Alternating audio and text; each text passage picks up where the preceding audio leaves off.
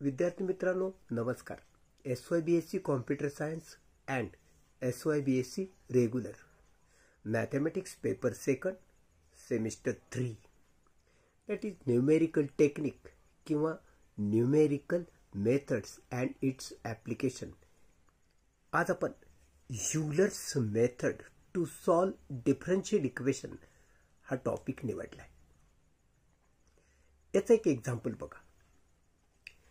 Solve the differential equation dy by dx is equal to x square plus y square with initial condition y 0 is equal to 0 by Euler's method. Choose h is equal to 0.05 and compute y of 0.15. Example नीट समजून घ्या. Euler's मेथडने जे example विचारलं जातं त्याच्यामध्ये अनेक प्रकारची examples असतात. हा जो टाईप आहे ह्याच्यात तुम्हाला नंबर ऑफ इटरेशन किती घ्या हे सांगितलं नसतं. डायरेक्ट तुम्हाला हे काढायला विचारतात. आपण यूलर्स मेथडचा फॉर्म्युला जर पाहिला ना तर तो फॉर्म्युला असा आहे बघा. For Euler's method to solve differential equation formula हा असा आहे.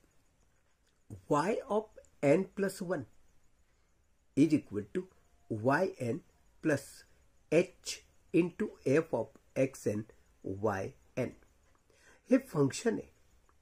मूळ फंक्शन काय दिले ते बघा, त्याच्यात या किमती भरा आणि मग f ऑफ xn yn काढा. आता या एनच्या ज्या किमती आहेत ना मित्रांनो, ह्या किमती 0 पासून सुरू करायच्या. n इज इक्वल टू 0 1 2 3 असं बदलत जायचं, जेणेकरून तुम्हाला y1 y2 y3 असं मिळत जाणार. ओके. मग आता y1 y2 y3 असं मिळाल्यावर तुम्हाला x1 x2 x3 पण माहीत पाहिजे. आता आम्हाला काय दिलं पहिल्यांदा आपण ते बघून घेऊ. Okay. We have given dy by dx is equal to x square plus y square. मित्रांनो हे झालं function f of x Y.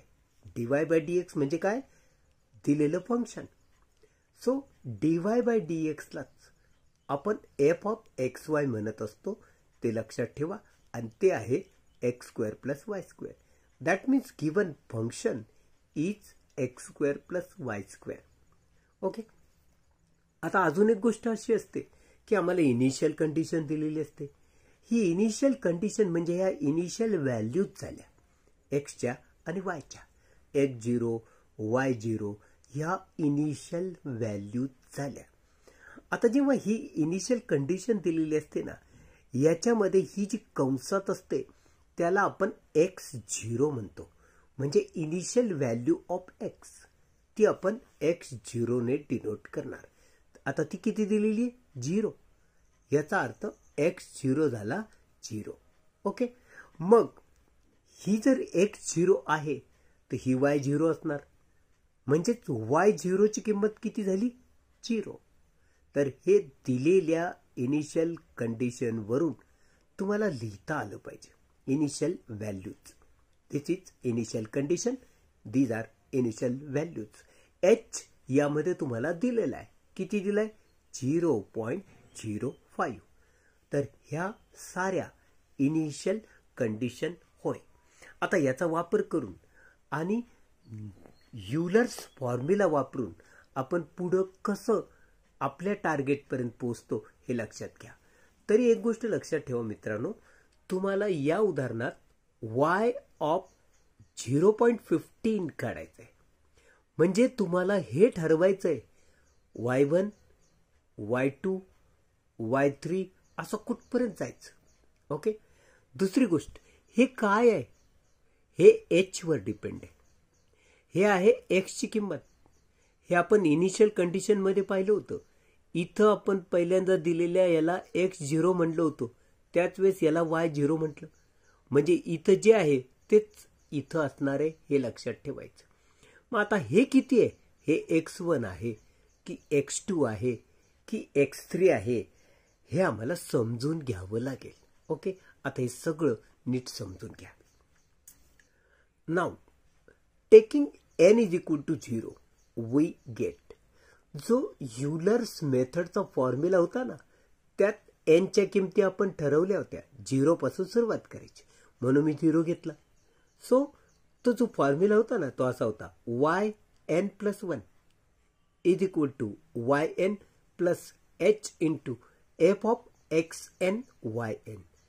आता जर आपण n च्या जागी 0 घेतलाय तर जिथे जिथे n होता फॉर्म्युल्यात त्या ठिकाणी 0 घ्या, आणि 0 प्लस 1 म्हणजे किती हो? 1. सो ही पहिली किंमत झाली y1 ची.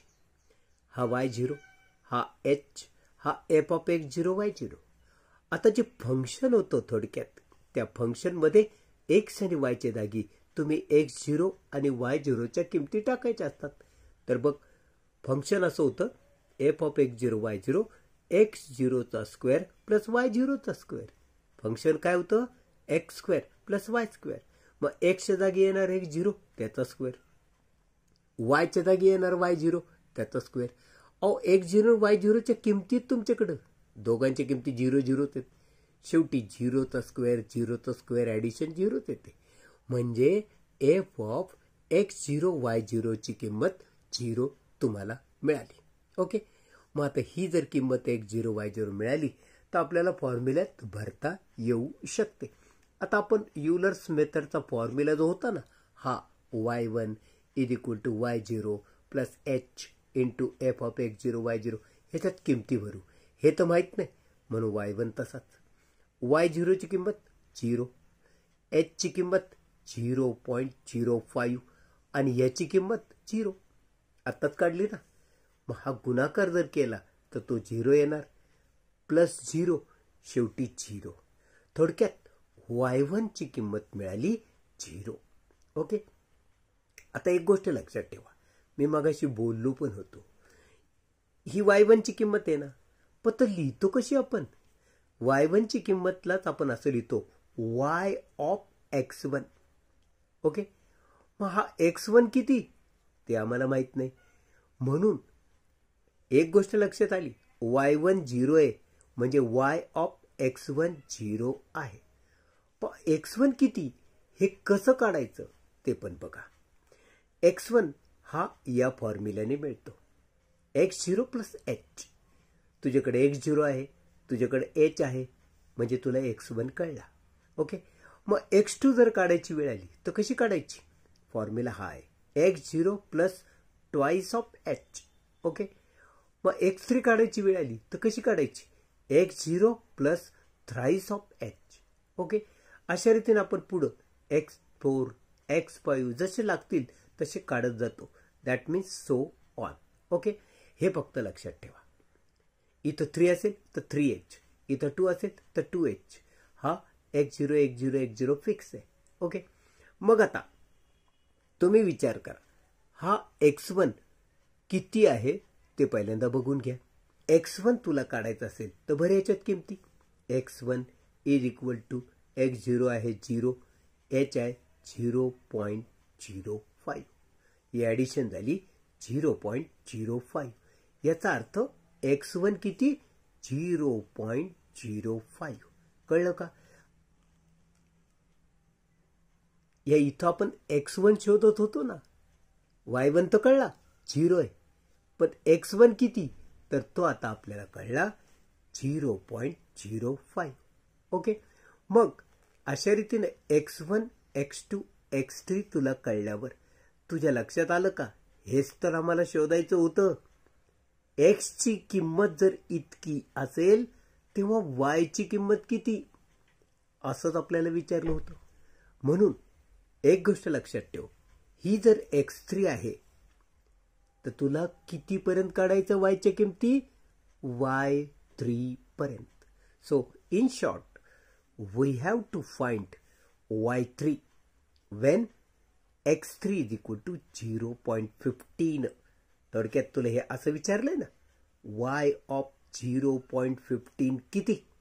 तर आता खुलासा झाला, आम्हाला y3 काढायचा आहे. हा y म्हणजे काय? y3 काढायचा आहे.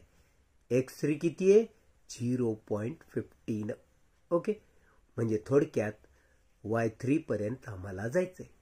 आता युलर्स फॉर्म्युला आपल्याला माहिती, म्हणून आपण लिहिलं so starting from y1 to y3 is to find out.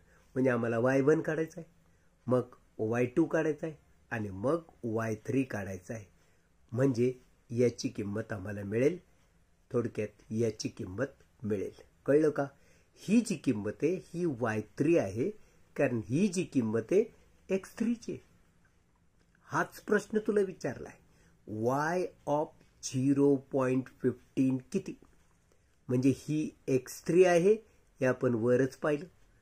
म्हणजे y ची किंमत काढायची, म्हणजे किती काढायचं आपल्याला? y3 पर्यंत जायचंय. मग आता आपण युलर्स फॉर्म्युला वापरू. y1 काढू, y2 काढू, y3 काढू. ओके, तर मित्रांनो आपण n ची किंमत 0 घेतली होती.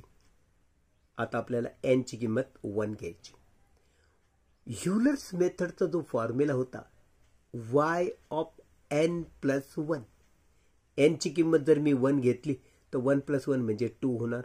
सो y2 आपल्याला मिळणार. yn, n म्हणजे 1 plus h into f of xy, xy म्हणजे x1 y1. आता y2 जर काढायचा असेल तर ह्याचा अर्थ तू काय काढतोयस? y of x2 काढतोयस. ओके, आणि थोडक्यात x2 ची किंमत आपण 0.10 काढली होती. माग बघ, x2 ची किंमत आपण 0.10 काढली होती. म्हणजे थोडक्यात तुला y ऑफ 0.10 मिळणार, y2 म्हणजे. ओके, हे समजून घे. मग आता युलर्स मेथडच्या फॉर्म्युल्यात हा y2 जर इथे लिहिला तर हा y1 0 आहे, h 0.05 आहे आणि f ऑफ x1 y1 म्हणजे x1 चा स्क्वेअर प्लस y1 चा स्क्वेअर.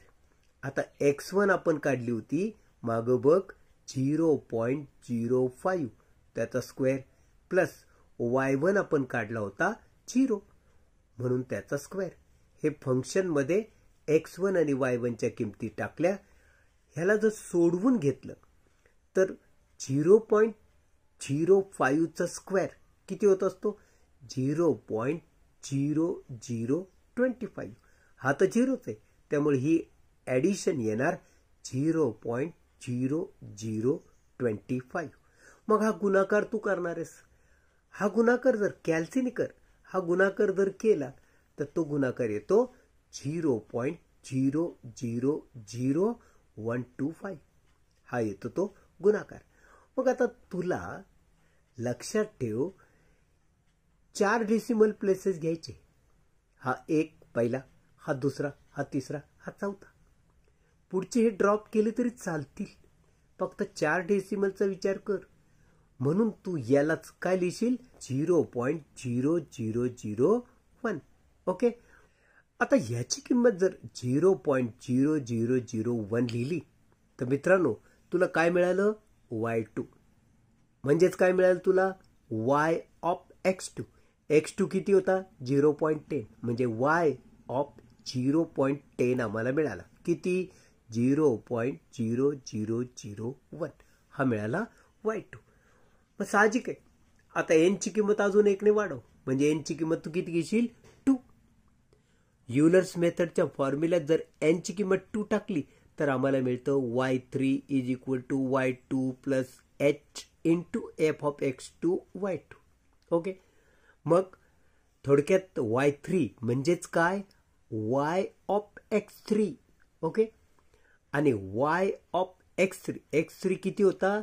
0.15. ओके, म्हणजे y ऑफ 0.15 मिळतोय, म्हणजेच y3 ला आपण हे म्हणू शकतो. मग y3 काढ. आता y3 काढण्यासाठी मी काय केलं? y2 ची किंमत लिहिली. किती? 0.0001. ही y2 ची किंमत आपण मगाशी काढली, ती इथं मी लिहिली. h किती? 0.05. ओके, मग f ऑफ x2 लिहायचंय पुढे, इथं बसणार नाही म्हणून मी इथं लिहिलंय f ऑफ x2 म्हणजे मूळ फंक्शनमध्ये जिथं जिथं x तिथं तिथं x2, जिथं जिथं y तिथं y2. x2 आहे 0.10 मग त्याचा स्क्वेअर प्लस y2 आहे 0.0001 त्याचा स्क्वेअर. हे आपण कॅल्सीने जर सोडवलं ना तर ते इतकं येतं. मी तुला एकदा हे सोडवून दाखवतो. हे बघून घे. 0.10 ओके त्याचा स्क्वेअर प्लस पुढे तुला याचा स्क्वेअर पाहिजे म्हणजे 0.0001 त्याचा स्क्वेअर. ही ॲडिशन जर केली तर ती किती येते बघून घे. 0.0100. 4 डेसिमल घेऊ. हे पुढचे कट कर.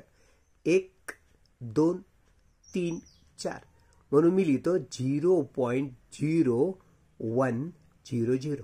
ओके